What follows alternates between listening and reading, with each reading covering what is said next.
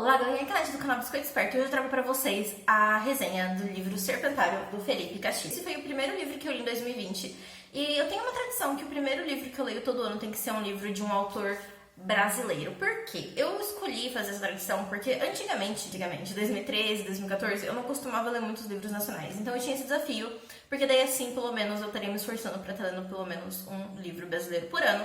Mas agora, recentemente, eu tenho lido bastante livros nacionais, mas eu decidi manter essa tradição da mesma forma, porque eu acho que é uma coisa interessante e, tipo, sei lá, tem tantos livros brasileiros legais, por que não fazer de um deles a primeira leitura do ano? Eu acabei comprando este livro porque o Felipe Castilho, ele já apareceu no Mundo Freak, que é um dos meus podcasts brasileiros favoritos, que é sobre coisas bizarras, conspirações, fantasmas, alienígenas, mitos e, enfim, todas essas coisas freaks. Tive muito interesse de ler esse livro, principalmente por ele ser inspirado no estilo Lovecraftiano. Não é, tipo, inspirado em nenhuma obra específica do Lovecraft, nem nada, mas como Lovecraft tinha um universo bastante aberto, vários autores utilizam sua mitologia, monstros, ou mesmo a sua forma de escrita para criar suas histórias, e o Felipe Castilho é um deles. E como é uma coisa meio nova, tá, esses escritores brasileiros usando esses métodos Lovecraftianos em suas obras, eu achei que seria interessante dar uma chance. Quando eu comecei esse livro, na verdade, eu não sabia muito bem o que esperar. Eu sabia que era um livro sobre um grupo de amigos que eles tiveram uma experiência bizarra numa ilha,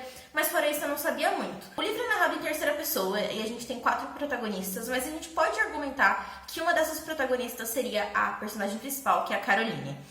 Ela já tem pouco mais de 30 anos e quando ela era bem novinha, quando ela era adolescente, ela sofreu um trauma muito bizarro relacionado à Ilha das Cobras, que é uma ilha que fica no Rio de Janeiro. Quando ela tinha seus 14, 15 anos, ela foi visitar a Ilha das Cobras com seus 3 amigos. Um deles é o Hélio, que na época era um rapaz prodígio, que jogava futebol, praticava esportes, ganhava prêmios e tudo mais. A família dele era super rica e incentivava, investia muito no futuro dele. Também foi com a Mari, que é uma garota que gostava muito de coisas de rock, coisas bizarras assim. E com o Paulo, que era o mais novo do grupo, que era o único dos 4 que não era rico. Na verdade, ele é o único também negro e a mãe dele trabalhava na mansão de um casal alemão muito rico que morava no Brasil. O livro tem um aspecto muito interessante, que é que ele vai do presente pro passado em vários momentos. E o autor sabe demarcar isso muito bem. Em nenhum momento fica confuso, meu Deus, o que eu tô lendo? Até porque no passado, os protagonistas eles eram adolescentes, eles agiam de uma forma bastante, às vezes, impulsiva, boba, sem medir consequências. E no futuro, todos eles estão muito traumatizados e diferentes. E isso não é um spoiler, porque a gente vê eles no futuro desde o começo do livro. Então, isso que eu vou falar agora não é spoiler. Depois do trauma que eles viveram na Ilha das Cobras, que obviamente não é dito até o final do livro, todos eles perderam uma parte de si. A Caroline ficou claro que ela perdeu muito da sua sanidade. Então, toda vez que ela vê cobras, seja uma tatuagem, um desenho, a capa de um livro, ou alguém menciona cobras pra ela, ela se sente completamente ansiosa, parece que ela tá voltando pro trauma que ela viveu e ela não consegue viver perto de coisas que lembrem cobras. Inclusive, ela acabou largando o curso de medicina veterinária porque o símbolo da medicina é uma cobrinha enrolada naquele bagulho que eu não sei o nome. Os outros personagens também perderam algumas coisas. O Hélio, que era, como eu disse, um esportista muito prodígio, ele sofre um acidente e ele acaba perdendo o movimento das 2 pernas. Ele acaba virando um atleta de Paralimpíadas, essas coisas, mas você vê que isso marcou muito a vida dele, a perda da habilidade dele de fazer o que ele podia fazer antes. E a Mari, que era uma menina meio trevosa, meio bizarrona, não sei o que, ela acabou perdendo um pouco das crenças dela e adquirindo uma religiosidade muito grande. Então ela se converteu, virou evangélica, casou com um pastor, agora ela vive uma vida super regrada dessas coisas, o que é muito diferente do que ela era quando ela era jovem. E o Paulo morreu. Todos os outros acham que a culpa é deles. Os 3 acham que eles largaram a ilha pra morrer, que eles abandonaram o amigo e que a culpa é deles por o amigo estar morto. Logo no começo do livro, a Caroline já trabalhando numa livraria porque o pai dela meio que deserdou ela. Então, em determinado momento, alguém liga e pede um livro e ela vai atrás desse livro. E esse livro é um livro de coach. Inclusive, o autor desse livro claramente odeia coaches, por isso que eu achei esse livro o máximo, porque coach não é gente, pra começar. É um livro de coach sobre o método Viper, né? Víbora, o método Víbora. E o autor desse livro, ela acaba descobrindo, é o Paulo, o menino que eles acharam que eles tinham deixado pra morrer na Ilha das Cobras. Então, a Caroline, ela tenta ir atrás dele de todas as formas pra saber se, tipo, o que rolou e tal. E O livro começa quando tá perto do Ano Novo, que também foi mais ou menos na época em que eles viajaram pra Ilha das Cobras no passado. Então, tá chegando o Ano Novo, a nossa protagonista tá reunindo todos os 4 amigos na ilha perto da Ilha das Cobras, não é a Ilha das Cobras que eles estão. E juntos ela acha que eles vão conversar e conseguir resolver os traumas do passado e descobrir um jeito novo de abraçar a vida e superar tudo que aconteceu, mas não é isso que acontece.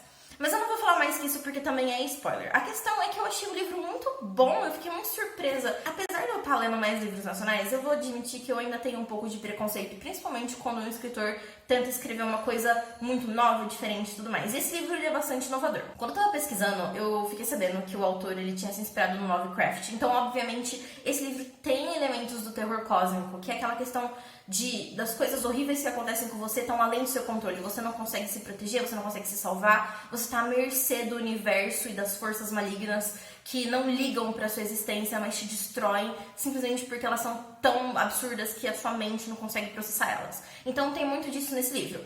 Só que o autor soube colocar esses elementos Lovecraftianos num roteiro, numa história que tem muitos elementos brasileiros. Em nenhum momento eu li esse livro achando que era uma coisa muito copiando aquela escrita americanizada do Lovecraft. O meu maior medo quando eu comecei a ler esse livro é que ele fosse uma cópia barata ou muito ruim das histórias do Lovecraft. E eu vou ser a primeira a dizer que, na verdade, eu nem gosto tanto assim do Lovecraft. Eu já li vários contos dele, já li aquela edição da Dark Side, Medo Clássico, que tem vários contos e volumes e não sei o quê. E, assim, eu posso dizer que teve histórias do Lovecraft que eu gostei muito e histórias dele que eu não gostei nem um pouco. Mas, principalmente, eu acho que me atrai na literatura dele é realmente a questão do terror cósmico e a forma como ele cria uma mitologia bastante consistente. E o Felipe Castilho, ele usou um pouquinho dessa ideia do terror cósmico e ele deu, tipo, uma leve pincelada da mitologia Lovecraftiana, dos bichões e não sei o quê, mas ele ainda assim criou uma história muito original. Eu vou dizer que, tipo, 98% desse livro saiu da cabeça do Felipe Castilho, realmente.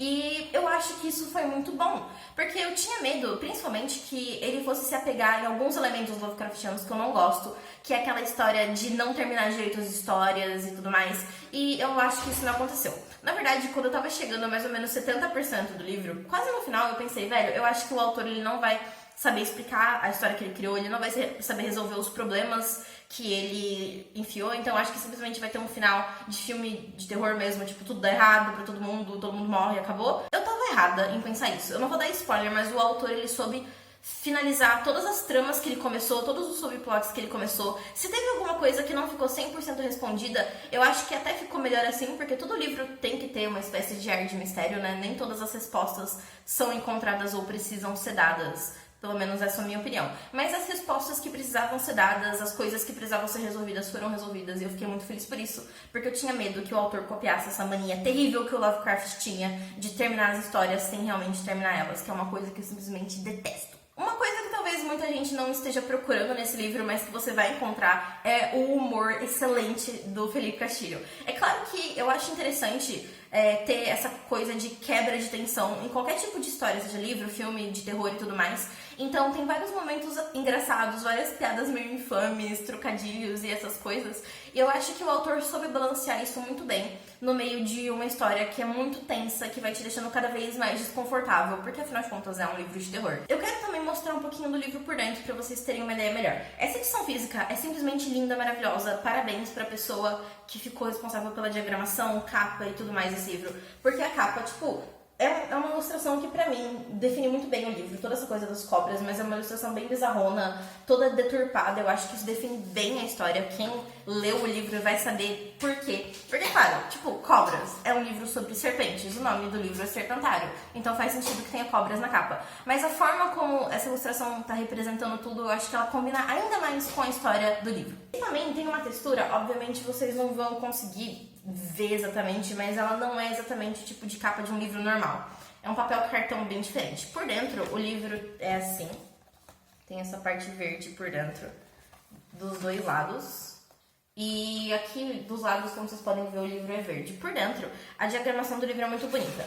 Antes de cada capítulo, existem trechos escritos como se fossem datilografados. E cada um desses trechos conta histórias diferentes. Quer dizer, alguns desses trechos contam a mesma história, mas não de forma seguida se é que isso faz sentido. São quase como coisas do passado, explicações ou pensamentos de outras pessoas que tiveram na Ilha das Cobras, mas não é necessariamente sobre os personagens do livro. Toda vez que um capítulo começa, a gente tem uma diagramação muito interessante, que é sempre uma espécie de ilustração de uma cobra. É bem simples, é claro, mas eu ainda acho que combina perfeitamente com a vibe do livro. E aqui a gente tem um título interessante para os capítulos. O livro, ele não é tão longo assim. Eu acho, inclusive, que eu li ele super rápido. Eu li ele uns 3 dias, mais ou menos.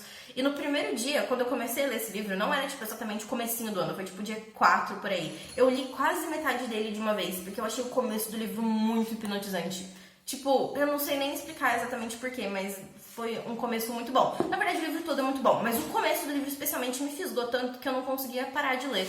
Isso é bastante raro pra mim ultimamente. Enfim, galerinha, essa foi a resenha do livro Serpentário, do Felipe Castilho. Eu recomendo muito pra qualquer pessoa que gosta de livros de terror, de uma história Lovecraftiana. Eu arriscaria dizer que o autor soube usar o gênero, o terror cósmico, até melhor do que o Lovecraft. Eu sei que tem gente que vai vir me apedrejar por isso, mas, gente, eu admiro o Lovecraft por muitas coisas, por causa da genialidade dele e tudo mais, mas ele não era o melhor escritor do mundo e definitivamente não era a melhor pessoa do mundo. Então, o que eu tenho a dizer é, Felipe Castilho é um cara muito engraçado, sigam ele no Twitter. O livro dele é muito bom, terror cósmico, eletrizante, bizarrão, ao mesmo tempo com piadas engraçadas, infames. É um livro muito original e eu acho que se o Felipe Castilho escrever mais livros de terror, não uma continuação para Serpentário, porque eu acho que o livro terminou muito bem, mas se ele escrever mais livros nesse universo ou nesse estilo, eu com certeza vou ler, porque eu gostei muito desta primeira obra. Então, gente, é isso. Recomendo demais esse livro. Espero que vocês tenham gostado da resenha e sintam vontade de ler Serpentário.